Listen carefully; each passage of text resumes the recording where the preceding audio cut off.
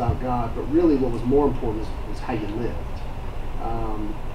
And what happened over time in Christianity is, especially with Protestants, is that we became more cerebral, to your point.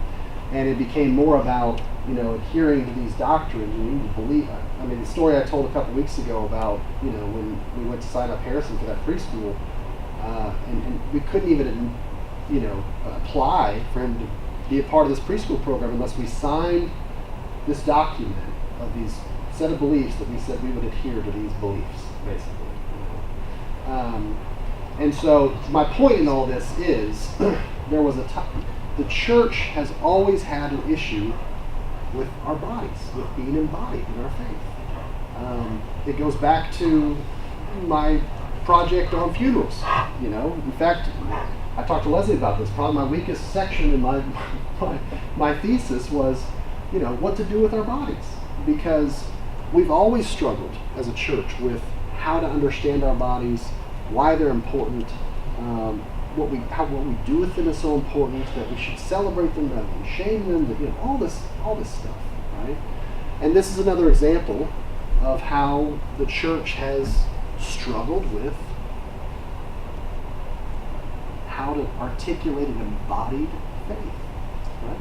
I mean, you think about all the things that have been removed from even the liturgy of the church. It used to be that, you'd come into worship and there'd be incense. You could smell. In fact, these days, if you go into worship sometimes, St. Mark's that meets here, they'll meet sometimes in our sanctuary before we're in there, or they'll meet downstairs. You can smell the incense still. There's still a little bit of, you're supposed to be able to smell the sweetness of God. You were supposed to be able to come and taste, the love of God in communion. You're supposed to be able to stand up and sit down and sing and hear, and it was all these actions that became, people don't like because they're kind of row. It's up, down, speak, sing, all these, they become row, but they do have purpose, and it's all aimed at God is all around us, God is within us, and we're experiencing. This is all part of what we do with our bodies, right? So, yes. As Christians, where we differ from Judaism, because they just focus directly on God, don't they?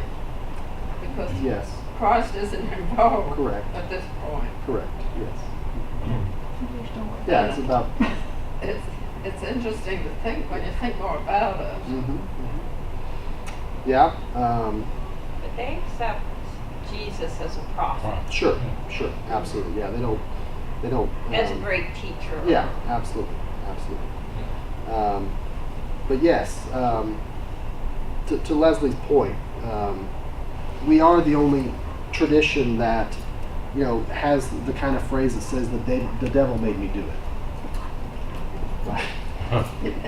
That kind of taking responsibility. And even in my previous church, I brought back in to the liturgy a part of the worship service where we sort of, after the pastoral prayer, part of the pastoral prayer was kind of a confession, and then we had a declaration of forgiveness, which you've probably seen in other churches that do it. The Lutheran Church is big on. Yeah. And the point is that if we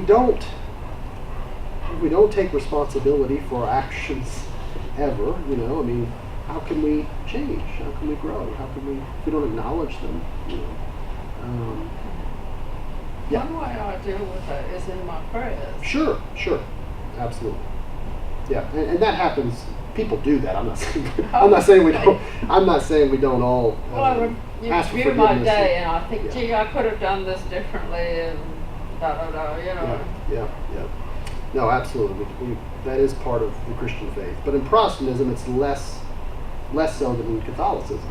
Catholicism, you go and you go to a priest and get absolved. And But again, there is that kind of cheap grace that's built into Christianity, which is, for many of us, if you all you gotta do is ask for forgiveness, you're forgiven, right? And that is a good thing. But if you never try to change, then Janet's stewing about something over there. You came from a Catholic tradition, didn't you? I was raised Presbyterian, but I was Catholic for about 20 years. Yeah. So I may be speaking completely wrong about No, Catholicism. but that's not- no. okay. You hit the nail on the head. Okay. All right. Yeah, it's too black and white. It's tough. But yeah.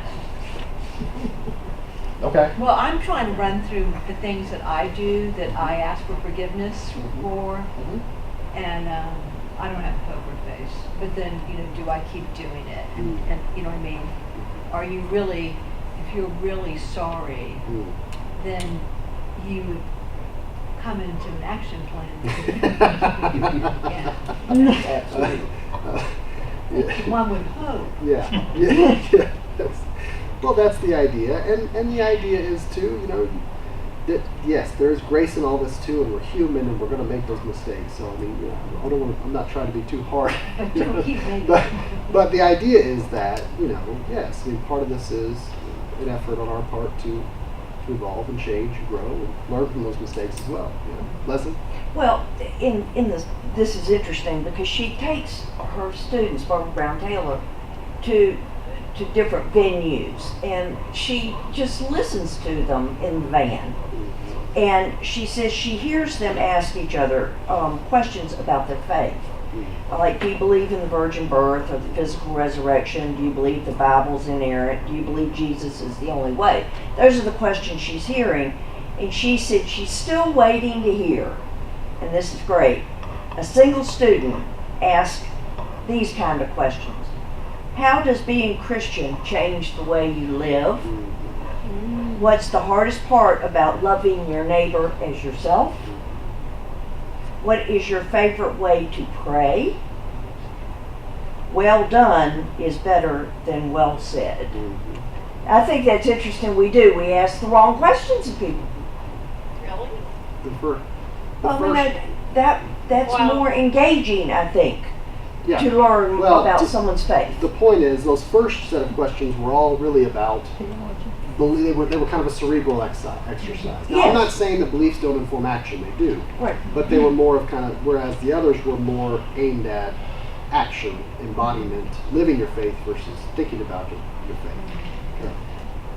I don't know why, but I mean, my faith revolved more around Jesus living on earth, that he was a role model for how God wanted us to behave on earth. I mean, maybe it's because I was raised in a family where my mother was Lutheran, my dad was Jewish, and that may have influenced, more my religious upbringing than I probably realized at the time. Sure. So, yeah, I'm struggling with things like cheap grace. I mean, really? It's hard to, I feel at it every day. Yeah. I mean, I can't make a whole list tonight. I never get any sleep. It's true of us all, Carol. It's true of us all. Yeah. So I'm struggling with Barbara Brown Taylor's thesis that that it's free. I mean, it comes with expectations that are hard to live up to. I don't feel that is free. Yes, I think that's what I'm saying is that's the way it should be. I know, but the thesis, the way I thought I heard she said in that book was, you just kind of. I used the word. For a lot of Christians, that is true. Yes, Carol. that may not be essential to your experience. I Yes. can agree with that. Yeah. They're the ones that think Yes. it's all in your head as long as I say I believe. Yes. I got the And the great golden reward path is to get coming there. That's the point. in heaven. Yeah, it's Yeah. not your experience. Your experience probably would be more in line with what Barbara Taylor's saying. She wished more Christians would kind of think about. No, I think we're painting broad brushstrokes, I realize, but in terms of Christianity in general, in kind of modern era, it's been more about belief than it has been practice. And But for disciples, I think for many of us here, this is kind of foreign, I think, to us if you've grown up as part of a disciple church or been a part, because we do put a much lesser emphasis on belief. I mean, if you're a non-doctrinal, non-creedal tradition, you're obviously saying something about belief, right? Which is not that it's not important, it's just that it's not the priority. We always talk about how it's more important what you do than what you necessarily say or believe. And that's kind of the way disciples, sort of, that's why the preaching, the teaching, all that stuff is usually more about the way that you, Carol, describe it.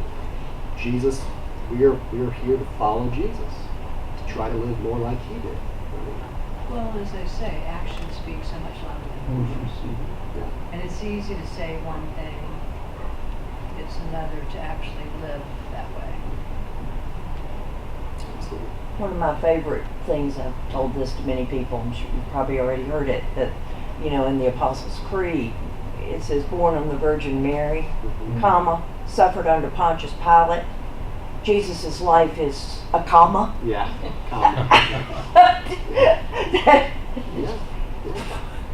Yeah. And I think that speaks again. Those things are symbolic of the way that those things communicate something. Well, they absolutely do. They say it's the Virgin Mary to the death, and where's the teaching? It's in the comma. I think the other thing, when you focus on belief, you very quickly move from Christians are the only ones that go to heaven. Right. Oh, And, I you never know. think that. Yeah. I know, but Yeah. that But a there's lot a lot of of very people, yes, and a lot of people, evangelicals believe Right. that, and they really do believe that. Yeah. Yeah. Again, it goes back to believing the right things rather than doing the right things. And even those of us, for the most part, who focus on sort of what we do, embodied faith, you don't do it to earn any place in any eternal sphere.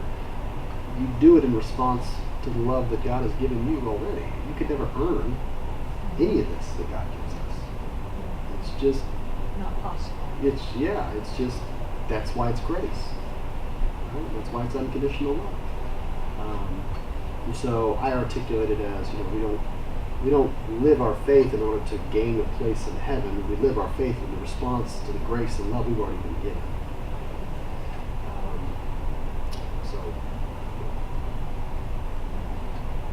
Other thoughts? You didn't think I was going to come here tonight and talk about nudity the whole time, did you? I was wondering, it seems like society went through a phase where men became more relevant, women became less relevant in general. And I'm wondering, I can't remember the historical time periods, but I'm wondering if the de-emphasis of Mary as the mother coincided with that That's shift in men taking over the church. That was mentioned in one of the slides. yeah. was That's it? part of I it. missed That's it. That's exactly. 1300. They come did that without us, Carol. Yeah, but there weren't. I didn't think there were a lot of women in the early church either. I mean, it was a male True, dominated thing. true. But in sort of Western, where all this is kind of going on, Western culture, that kind of thing, there were some things that became more concretized during that time and sort of institutionalized, women's role being subservient. I mean, it's always kind of been that way, but I wasn't going to read through all this, but she talks about, I don't know why that is doing that. Let's see here. That's not the slide. Where was it? Changes in Western Europe. Yes, this is Western Europe. Let's see. In early modern Europe, a newly patriarchal administration of society developed in many arenas. In economics, commerce moved from the household to these public guilds they talk about, from which women were excluded. In lay religiosity, confraternities dedicated to flagellation as the ultimate expression of Christian devotion excluded women. professionalization of medicine depended in part on controlling midwives and prohibiting women healers. Moreover, social realities such as malnutrition, pandemic, plague, wars, and a syphilis epidemic increased anxieties, leading to a culture of fear in which women were disproportionately scapegoated to the persecution of alleged witches. The secularization of the breast occurred in intimate interaction with these social realities. So she goes back and traces some of that history. And this is the article, if you want to read it. It's called God's Love, Mother's Milk. You can Google it. It comes up. A lot of times Christian centuries, by the way, if you want a good, great publication that's thought-provoking, that keeps you up to date on things that are happening in the universal church, but also has every week just practical theological reflections, both for engaging your mind and your soul. The Christian Century is the best thing out there. It's a bi-monthly publication. But anyway, a lot of their articles you have to subscribe to get, but this one's out there. You can Google it and it pops up. So if you want to read the whole thing, take a look. I thought it was very interesting. So. Carol, it wasn't until the microscope that women got any credit for any part of the creation of a child. That's true. That is true. That's very Well, and we were blamed for not having men when it wasn't really about us. I mean, finally it said, hey, it's about the guys, it's not about us. It was always our They fault. were just planting a seed that was incubated in the. Oh God! It's all our fault. Don't we get didn't me have started. I'm not getting into that. Don't get me started. Oh, But it was true. I mean, how many times did Henry, change wives just because of male heir? It was about him. It had nothing to do with those women. that's Gee whiz. very true. Very Yeah. true. My impression is that as much imbalance as there was in Jesus' time between genders, there was much more emphasis or credibility for women at that time within the Christian movement Yeah. than in the rest of That's society. right. That's right. Women had a more prominent role in the early Christian movement than they ever had in the church, what we call the church today. They were Jesus's companions. There's mention of an apostle. They taught, they led, they did all the things. I mean, Luke includes many women amongst disciples in that particular gospel. So Jesus, definitely treated women in a different way, in the way they were sort of present in the movement. And as the church grew and evolved, they had less and less of a role, became institutionalized. So you're right, you're exactly right. But isn't it true that the institutional church would have had a hard time without the women? Oh gosh. Because women have supported churches throughout history. Absolutely. They've been the ones that have kept it actually going. Absolutely. In fact, one of the trends that I read about more and more in studies about the church is that men are less and less involved in the church, in leadership. Women are more and more the ones who are kind of making the church go anymore. Fewer and fewer, in traditions that ordain women, fewer and fewer men are seeking ordination and going to seminary. We have more women in seminary today than men. Yes, absolutely. And that's not altogether, that's not a bad thing. It's not a bad thing. But just like anything else, we need balance to all things, I mean, this is important. And that's why I like the liturgical calendar. I mean, it takes us through and spends time in each of the different parts of our story. Advent, Christmas, Lent, Easter, Jesus' life, during ordinary time. I mean, you've got those, you spend a significant amount of time on each. The Easter season lasts 40 days. Lent is 6 weeks. Advent, time before Christ, is whatever it is, 40 days. So you've got these periods of time where you're able to reflect on all aspects of the Christian life, and not just every Sunday you hear me preaching about death. You're all going to die. What are you going to do? And there are those churches that do that, aren't there? Are you right with God? Now here's the change where the cross became more the symbol of Christianity. And I keep looking at this thinking, it seems an oxymoron with the nursing virgin. And how that would be a symbol, I guess that's on the same level as resurrection in terms of flying in the face of what we know Yeah. Yeah. I say we adopt it again. Well, and that's and we'll Go come back. here. I think I hear what you're saying, though. I mean, what she says is that perhaps more than ever before, we need this symbol to kind of again come and give some balance. She talks about at a time in which technological capacity for interest in objectifying women's bodies contributes to eating disorders among young women, rape, understanding the complex social, religious, and technological factors that result in the eclipse of the nursing virgin to prepare the way for a critical recovery of the symbol.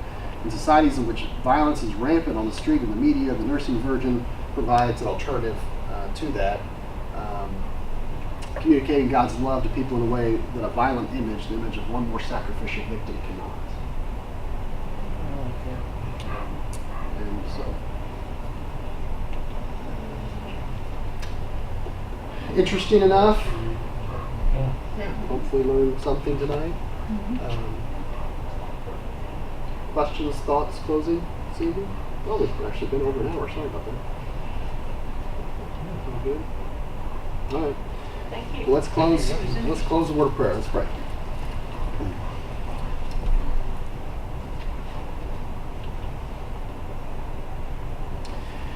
Gracious God, in this season of Lent, we are reminded of your life, your death, and your resurrection. May we spend time with you as we follow you through that journey. May each phase be a reminder to us that the entire story is so important for the way in which we live our lives here on earth. Guide and direct us in this season. Renew our spirits that we might live more faithfully in your world. It's in Christ's name we pray. Amen. Thank you, Nathan. Thank you all for being here tonight. Thank you. Small but strong. Good thoughts tonight. Good thoughts. Thank you very much. And now we know what